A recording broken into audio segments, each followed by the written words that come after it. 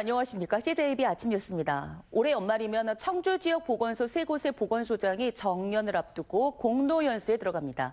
청주시는 바뀐 법령에 따라 공무원이 아닌 의사를 공개 채용할 방침입니다. 하지만 민간 의료기관에 비해 상대적으로 낮은 처우, 불안정한 신분 등으로 지원자가 얼마나 있을지는 미지수입니다. 이반 기자가 취재했습니다. 청주 지역 4개 보건소 가운데 3곳의 보건소장이 올해 말 정년을 앞두고 자리에서 물러날 예정입니다. 청주시는 이 자리에 의사를 채용하는 방안을 검토하고 있습니다. 그동안 청주 지역 보건소장은 내부에서 근무하는 공무원이 승진하는 방식으로 임용돼 왔지만 최근 법령 개정으로 임용 기준이 달라졌기 때문입니다. 지난 2014년 개정된 지역보건법에는 보건소장을 의사 면허가 있는 사람 가운데 우선 임용하도록 하는 내용이 명시됐습니다. 이에 따라 지난해 청주시는 관련 조례를 개정했습니다. 문제는 의사가 이 자리에 얼마나 지원하느냐는 겁니다. 보건소장은 지역의 감염병 관리와 건강 증진 등 보건 행정을 총괄하는 4급 공무원 상당의 비교적 높은 직위지만 민간 의료기관에 비해 보수 차이가 큽니다. 또 기본 2년 계약직으로 신분도 불안정합니다. 이 때문에 울산 중구와 남구 보건소는 보건소장 채용을 위해 여러 차례 공고를 냈지만 지원자가 없어 재공고를 이어갔고 이후엔 응시 자격을 확대하기도 했습니다.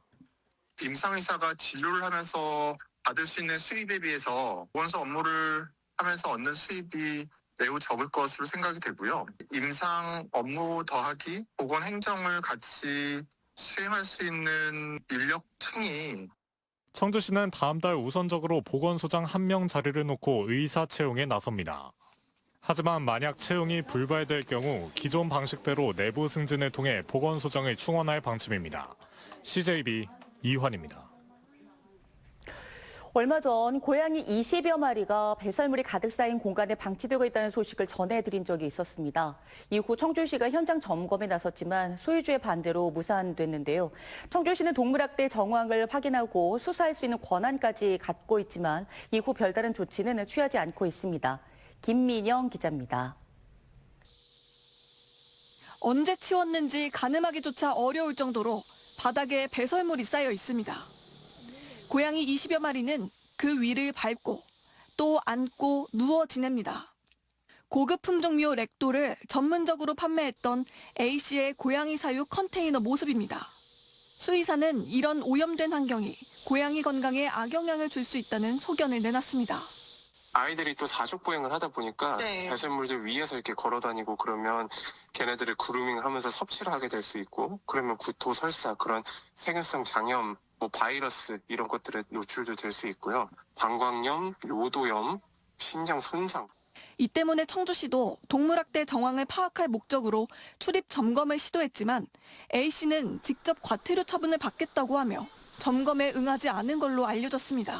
이후 지자체로부터 권한을 받아 활동하는 명예동물보호관이 재차 찾아가 봤지만 계세요. 경계만 더 삼엄해졌을 뿐 여전히 문을 열지 않았습니다. 자기가 치우겠다라고 얘기를 했었어요. 월요일날 17일에 만나기로 다 약속까지 하고 내부까지 공개해주기로 다 약속을 받았는데 한 3일 전서부터 연락을 안 받으시더라고요, 계속. A씨는 과거에도 이런 방식으로 점검을 회피하다 끝내 위생 상태 등을 이유로 행정처분을 받은 전력이 있습니다. 하지만 청주시는 이후 별다른 조치를 취하지 않았습니다. 추가 출입 점검은 시도조차 안 했고 심지어 특별사법경찰관으로 동물학대를 직접 수사할 수 있는 권한까지 갖고 있지만 지금까지 수사는 이루어지지 않았습니다.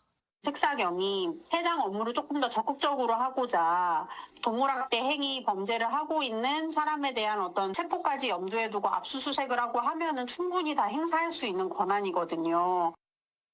학대 정황이 확인된다면 지자체는 동물들을 직접 긴급 격리할 수도 있습니다. 점검과 수사, 그리고 긴급 격리까지 가능한 수단은 마련돼 있지만 오늘도 20여 마리의 고양이들은 열악한 환경에 그대로 방치돼 있습니다. CJB 김민영입니다.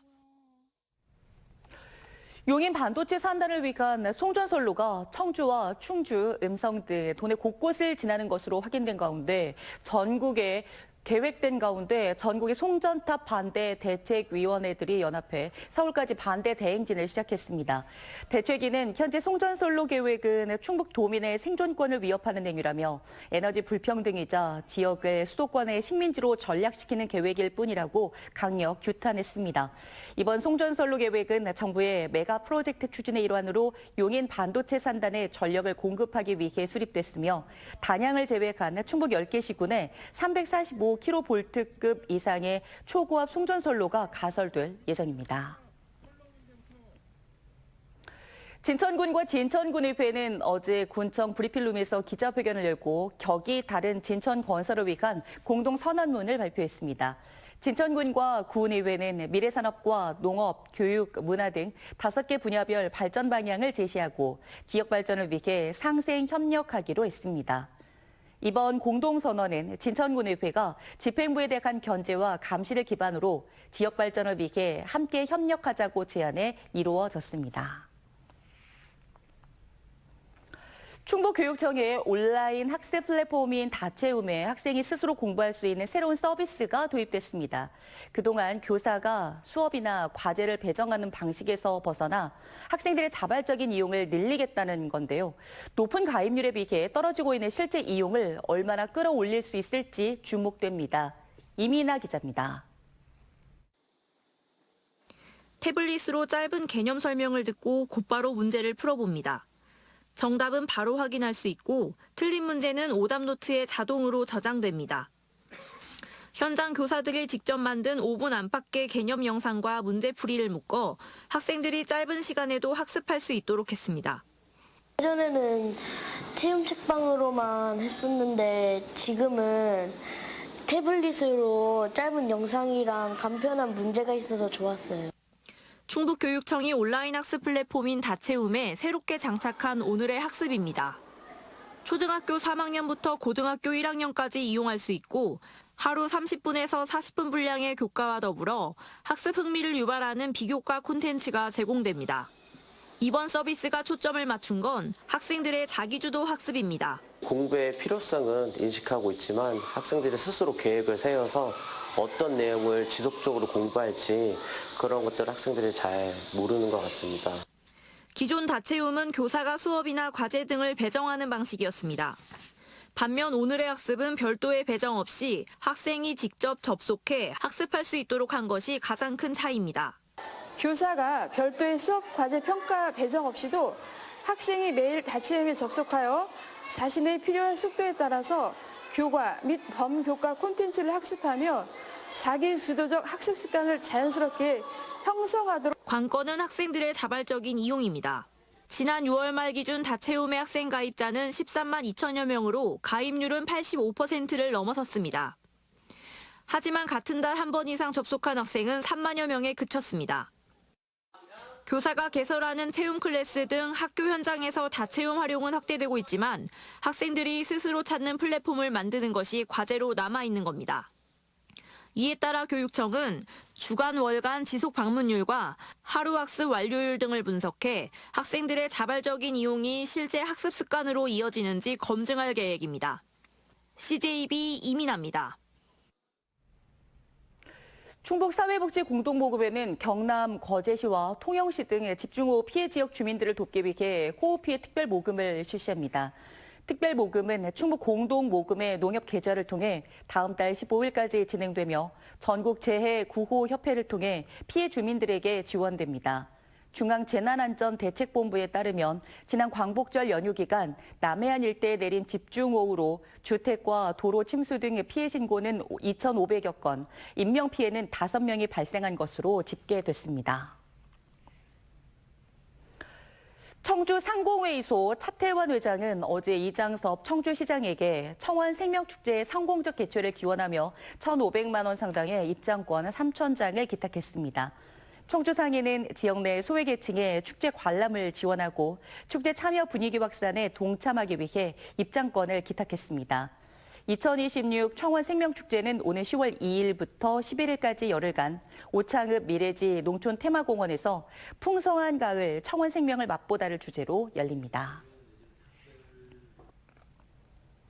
청주시가 중소벤처기업의 지역상권 육성 공모사업에 잇따라 선정돼 국비 81억 7천만 원을 확보했습니다. 이에 따라 청주시는 소나무길 일원, 성안길 상점가, 운리단길, 육거리 종합시장 등의 특성을 감안한 다양한 상권 활성화 사업을 진행할 예정입니다. 청주시는 직지와 성안길, 전통시장 등 지역이 지닌 고유한 역사, 문화자원을 청년 창업, K-디저트 콘텐츠와 결합해 매력적인 특화 상권으로 구축하겠다는 구상을 밝혔습니다.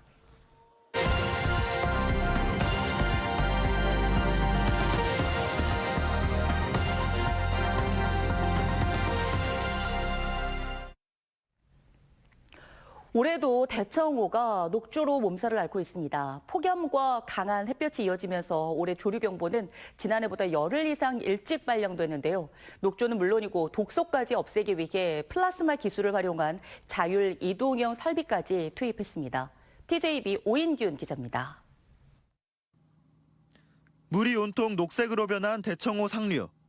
각종 부유물과 남조류가 뒤엉켜 초록색 띠가 만들어졌고 물속 깊은 곳까지 녹조가 퍼지면서 악취까지 풍깁니다. 보시는 것처럼 수면 위로 녹조가 가득한 상황인데요. 직접 카메라를 물속에 담가보니 뿌연 물 안에 녹조 알갱이가 그대로 보이는 모습입니다. 대청호 회남 수역에서 측정된 유해 남조류 세포수는 밀리미터당 3만 개를 넘어섰습니다. 조류경보 경계 단계도 지난해보다 열흘 이상 일찍 내려졌습니다. 장마 뒤 떠내려온 부유물도 쌓인 데다 폭염과 강한 햇볕까지 이어지면서 남조류가 빠르게 번식한 겁니다. 확산되는 녹조를 잡기 위해 대청호에는 녹조 제거선 5대가 투입됐습니다. 녹조가 심한 물을 빨아들인 뒤 여과 설비로 남조류를 걸러내고 깨끗해진 물을 다시 흘려보내는 방식입니다. 하지만 넓은 수역을 배로 오가며 작업해야 하는 만큼 연일 이어지는 폭염은 작업자들에게 큰 부담입니다. 7월 초서부터 폭염이 시작돼서 저희가 각 현장마다 모든 인원들이 폭염 때문에 힘들어하고 예년 같지 않고 그냥 계속 점점 더 폭염이 심해지니까 사람의 손이 닿기 어려운 곳까지 보다 효율적으로 녹조를 제거하기 위해 자율 이동형 설비도 새로 투입됐습니다. 저온 플라스마 기술을 이용해 조류를 분해하는 동시에 녹조가 만들어낸 독성 물질까지 제거합니다. 실험 결과 이틀 안에 물속 조류가 90% 가까이 제거되는 효과가 확인됐습니다.